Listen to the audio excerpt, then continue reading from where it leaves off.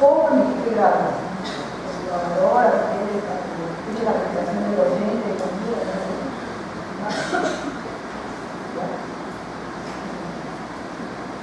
vamos a ver algunas aplicaciones.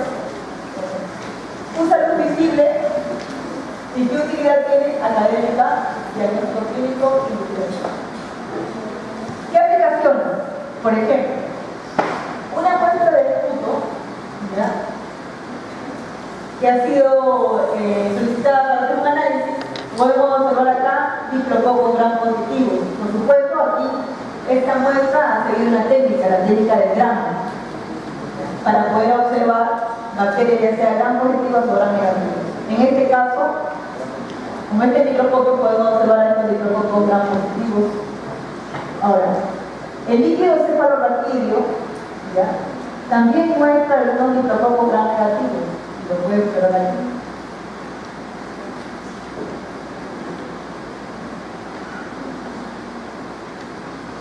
El microscopio óptico de campo oscuro. ¿Cuál es el fundamento de este microscopio? Algo más especializado, nosotros no vamos a usar eso.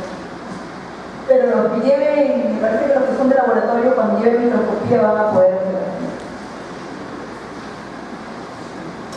Los que son enfocados en otras áreas no lo van a hacer. Tienen que hacerlo para nada.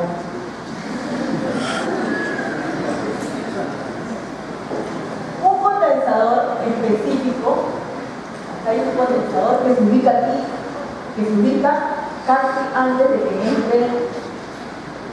Es un condensador que es prácticamente circular, es una lámina circular, que se ubica antes del condensador.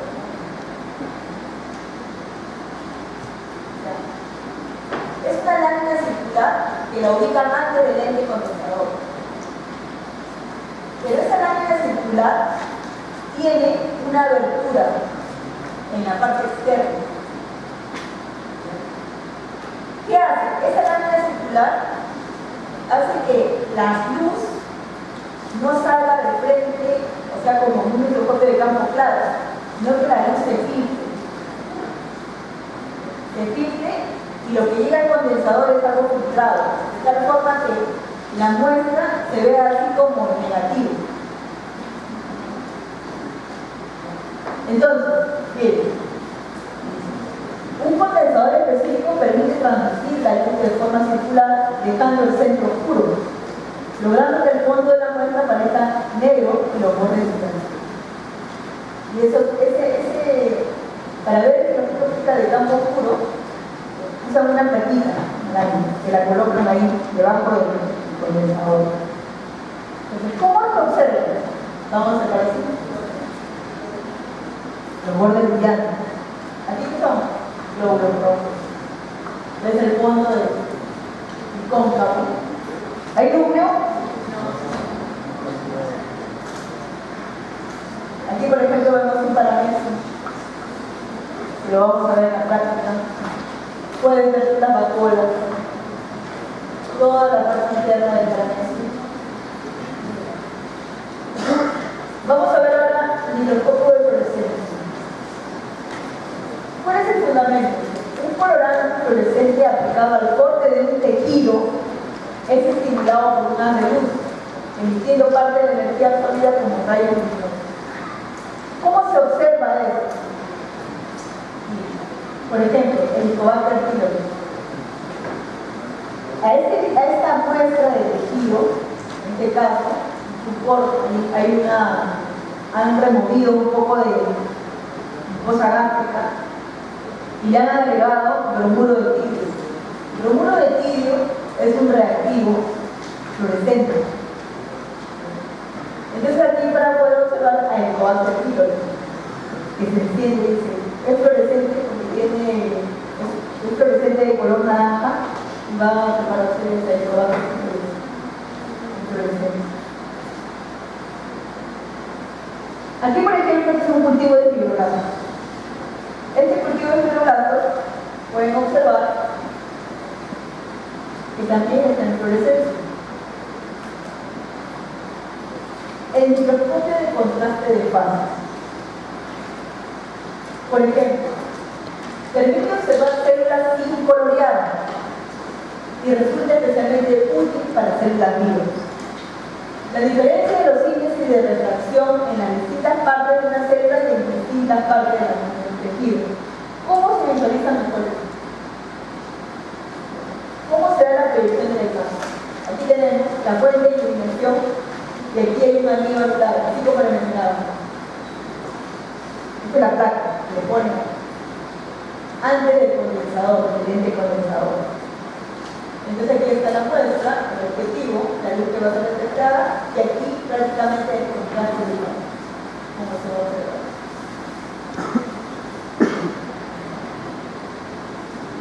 Para ver imágenes sobre ello, podemos observar acá, ataque por ejemplo, cómo observan el ataque de un micrófono que ya, el micrófono ¿qué cosa es?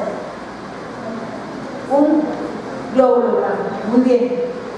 Aquí vemos al micrófono que está atacando a un espectrófono. ¿Y qué está haciendo? Lo está fagocitando. ¿Qué tipo de división fagocitó? Y ya lo componemos. Por ejemplo, en mi microscopio óptico tenemos campo claro sin coloreado, campo claro coloreado, azul metileno y un contraste de fases de observación para que puedan ver la misma muestra en diferentes situaciones. Es el mismo tejido, el epitelio bucal. Si te pusieran una foto de esta y te preguntaran, tú tienes que identificar cuál es campo contraste de fases y cuál es campo claro coloreado. En el contraste de fases, observa cómo se observan bordes brillantes.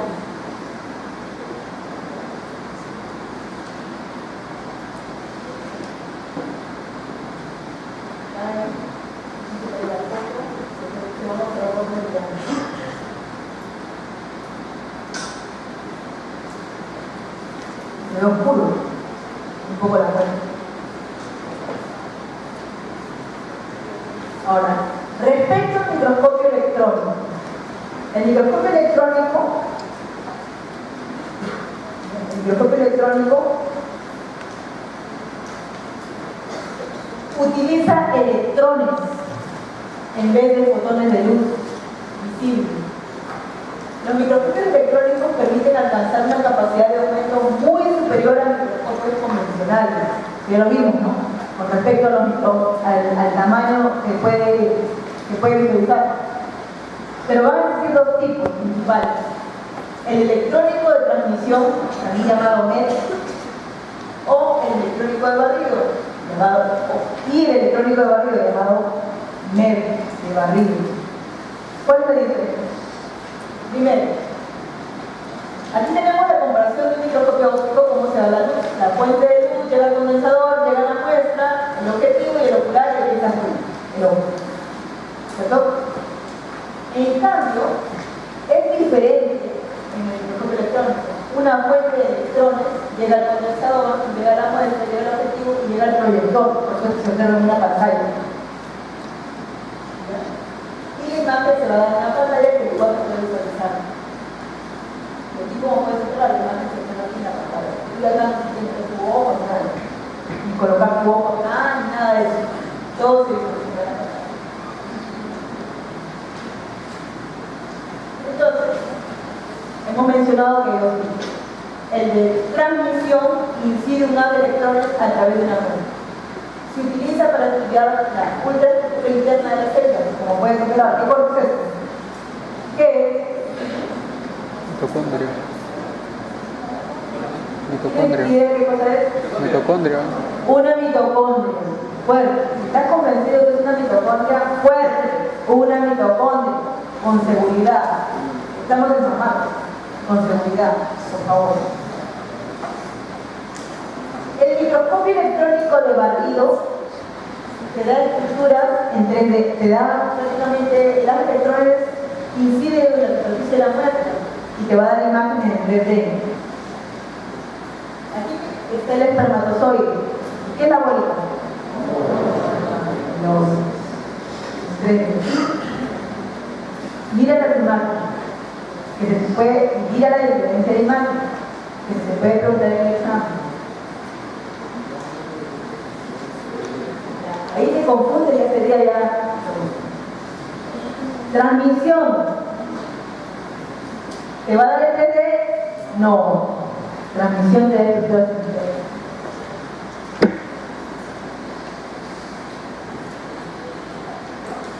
Otra lámina.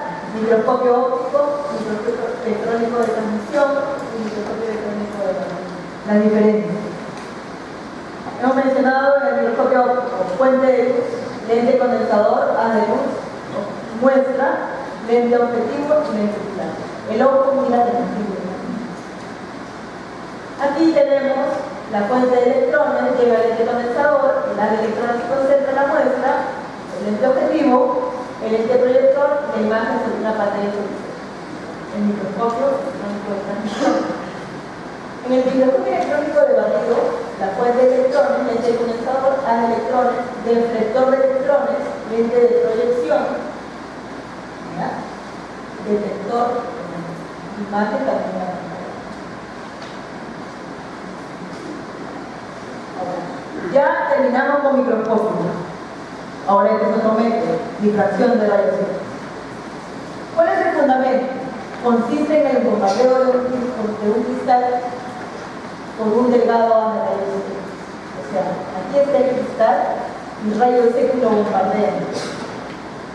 Estos rayos que han sido bombardeados en un cristal van a difractar los haces de rayos. Y estos rayos que van a salir como haces difractados van a chocarse con una placa fotográfica. Y aquí tenemos un patrón de difracción.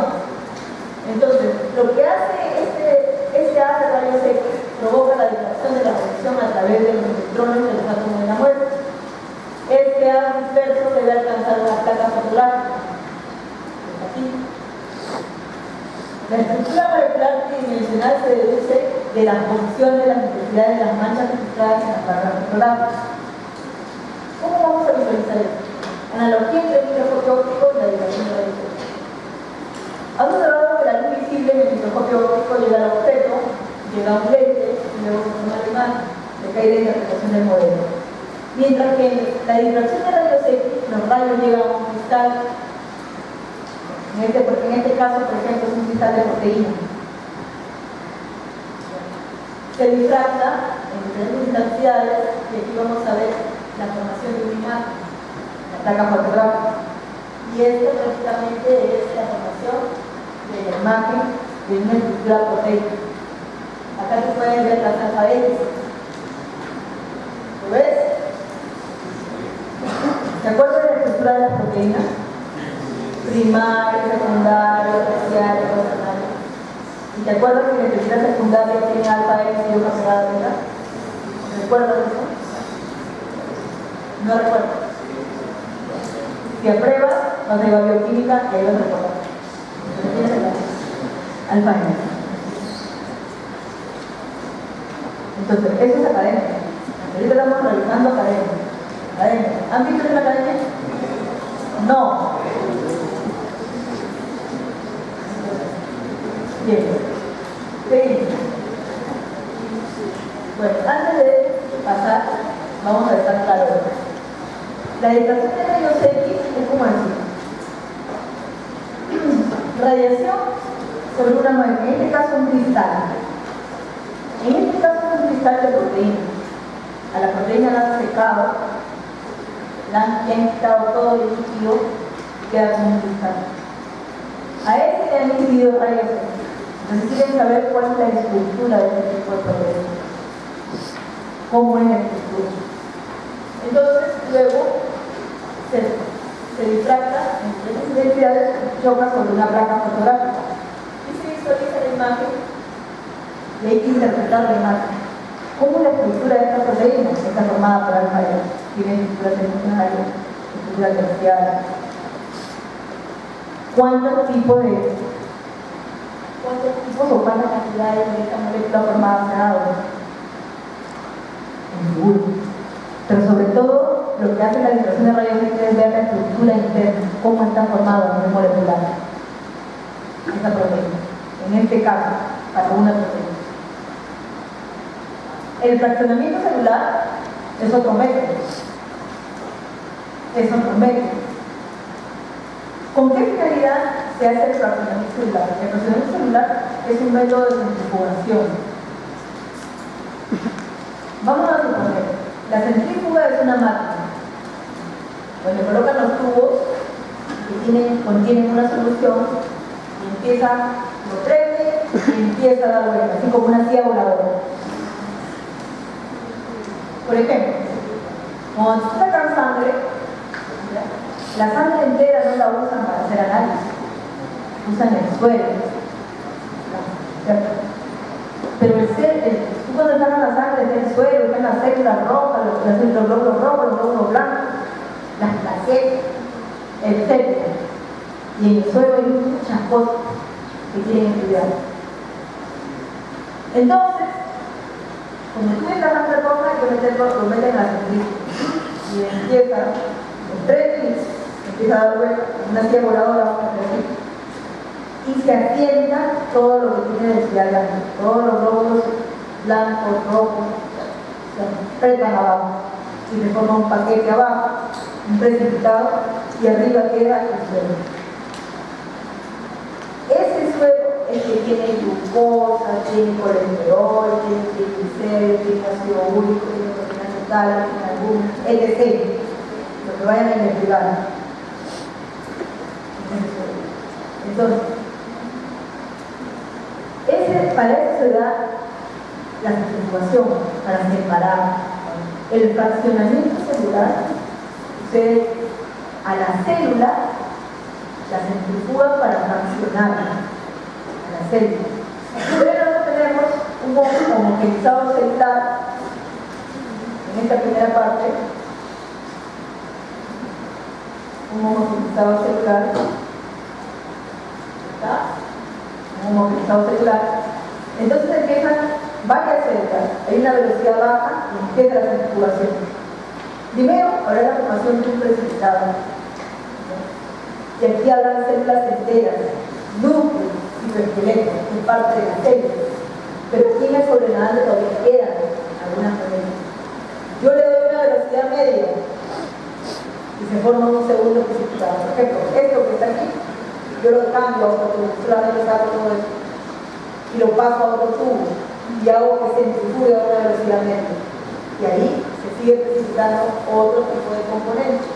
En este caso, mitocondios, lisosomas, ribosomas. Luego, este sobrenadante que está acá, yo lo cambio a otro tubo y le doy una velocidad alta. Y se formará otro precipitado. Y aquí en este precipitado de lisosomas, otras vesículas pequeñas. Entonces, en el sobrenadante que habrá ribosomas, virus, complejo. Y tú puedes decir, ¿y para qué tú ves?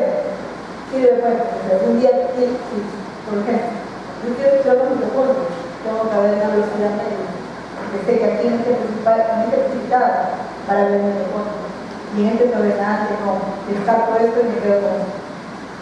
¿Qué es lo que yo quiero? Yo quiero estudiar peroxisomas también, trabajaría en una velocidad media, descarto todo este sobrenadante y aquí me quedo con esto. Si yo solamente quiero eliminar células enteras, núcleos y esqueletos, borro todo esto, me quedo nada más y trabajo. Acá, núcleo.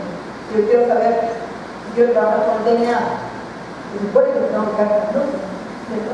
Y me quedo con esto y esto se borra. Me quedo con este precipitado y con este precipitado y trabajar con el dinero. Entonces, para esa razón, se trabaja con fraccionamiento.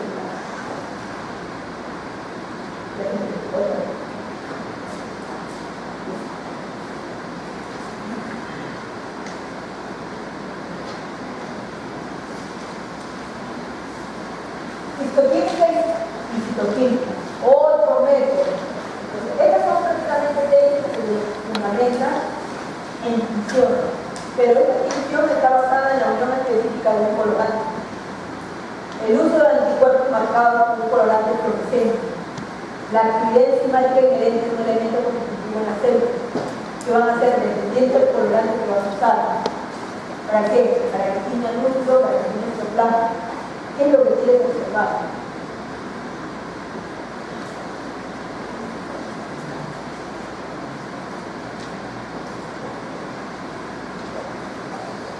Cultivo celular. Es el mantenimiento de células en un medio artificial. Por ejemplo,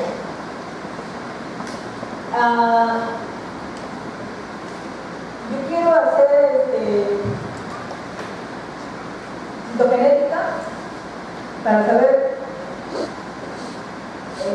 cuántos cromosomas tiene esa persona, porque de repente hay una predisposición que tiene alguna patología.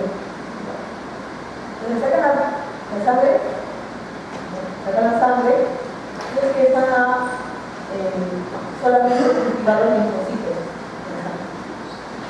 Pero los linfocitos necesitamos que tengan aumento.